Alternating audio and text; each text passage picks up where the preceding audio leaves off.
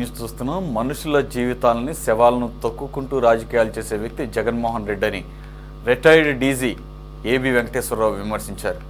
గజమాల వేసినప్పుడు తగిలిన దెబ్బను అప్పటికప్పుడు రాయిదాడిగా చిత్రీకరించి రాజకీయ ప్రయోజనాల కోసం వాడుకున్నారని మండిపడ్డారు. రాయిదాడి కేసులో బలహీనుడైన సతీష్ను బలి చేశారని 45 రోజులు జైల్లో పెట్టారని అన్నారు. జగన్పై దాడి కేసును ఎదుర్కొంటున్న బాధితుడు సతీష్, అతని కుటుంబాన్ని ఏబి వెంకటేశ్వరరావు పరామర్శించారు.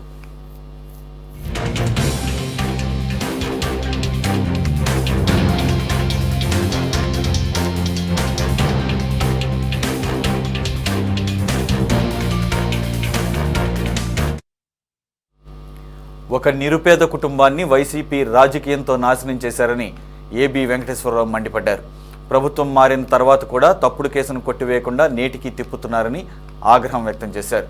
ఇవాళకి కేసులో ఎలాంటి పురోగతి లేదని, బాధితులకు 2 లక్షలు ఇస్తామని మభ్యపెట్టారని ఆరోపించారు. బాధితులపై ఏ రకమైన థర్డ్ డిగ్రీ ప్రయోగించారో వింటే గుండె తరుక్కుపోతోందని చెప్పారు.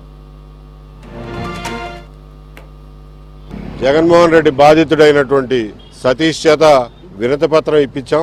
అందులో 4 న్యాయమైన కోరికలు ఉన్నాయి. ముందుగా ఏంటంటే తన మీద పెట్టినటువంటి అత్యంత తప్పుడు కేసుని వెంటనే క్లోజ్ చేయాలని, అలాగే తన మీద, వాళ్ళ బాబాయ్ మీద, మిగిలిన కుర్రాళ్ళ మీద థర్డ్ డిగ్రీ ఉపయోగించి లేని కేసును ఒప్పించడానికి అన్ని రకాల తప్పుడు పద్ధతులని వాడినటువంటి పోలీసుల మీద చర్యలు తీసుకోవాలని, మూడోది వాళ్ళ కుటుంబం పడినటువంటి ఆర్థిక ఇబ్బందులు, పడిన నష్టానికి కాంపెన్సేషన్ ఇవ్వాలని, కనీసం వాళ్ళ కుటుంబానికి 10 లక్షల రూపాయల కాంపెన్సేషన్ ఇవ్వాలి అని, నాలుగోది బెయిల్ కండిషన్స్లో భాగంగా ఇప్పుడు వారం పోలీస్ స్టేషన్కి వెళ్ళి సంతకం పెట్టే క్రమంలో తనకి ఇప్పటికీ కూడా అతన్ని లోకల్ పోలీస్ స్టేషన్లో ఇబ్బందులు పెడుతున్నారు. ఆ ఇబ్బందులు తొలగించాలని ఈ 4 డిమాండ్లని కమిషనర్ గారి మీద ముందు ఉంచాం.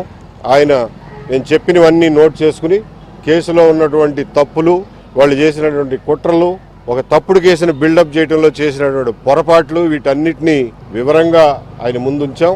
అవన్నీ ఆయన నోట్ చేసుకుని దాని మీద రీఎంక్వైరీ పెట్టి ఈ నెలాఖరు కల్లా దీన్ని ఒక కొలిక్కి తీసుకొస్తాము అని చెప్పి అష్యూరెన్స్ ఇచ్చారు. అలాగే డిపార్ట్మెంట్లో తప్పు చేసిన వాళ్ళ మీద కూడా యాక్షన్ తీసుకోవడానికి ఎంక్వైరీ కండక్ట్ చేస్తామని చెప్పారు. అలాగే ఈ కుటుంబానికి కాంపెన్సేషన్ ఇచ్చే విషయంలో కూడా ప్రభుత్వానికి తెలియజేసి అవసరమైనటువంటి చర్యలు తీసుకుంటా ఉన్నారు. అలాగే లోకల్ పోలీస్ స్టేషన్లో ఇంకా ఫర్దర్ హరాస్మెంట్ ఏమి లేకుండా ఇప్పటికిప్పుడే ఆదేశాలు ఇస్తామని చెప్పారు. కాబట్టి ప్రస్తుతానికి ఈ విషయాన్ని ఈ నెలాఖరు వరకు వేచి చూస్తాం.